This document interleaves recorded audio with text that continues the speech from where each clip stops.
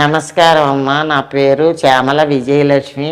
నేను పోరంకి నుంచి వచ్చాను. నేను బాగా 5 సంవత్సరాల నుంచి కాళ్ళ పగులుడు, మంటలు, దురదలు బాగా ఉండేవమ్మ. నేను నడవలేకపోయాను. బట్టలు ఉతుకుతున్నా, గిన్నెలు కడుగుతున్నా, నీళ్లు పడి బాగా మంటలు వచ్చేవి, దురదలు వచ్చేవి, ఇబ్బంది పడ్డాను. నేను చాలా హాస్పిటల్కి తిరిగానమ్మా.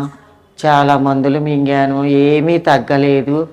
ఒక్కొక్క రోజు టీవీలో యాడ్లో చూసి ఆర్య హాస్పిటల్కు వచ్చాను. ఇప్పుడు 3 నెలల నుంచి మందులు వాడుతున్నాను.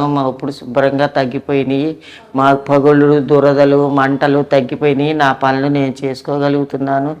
ఆర్య హాస్పిటల్కి రాకముందు బాగా పగుళ్ళు, దురదలు, నొప్పులు వచ్చేయి.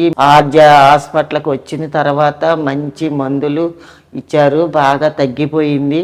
హాస్పిటల్కి డాక్టర్ అమ్మ గారికి వందనాలమ్మ.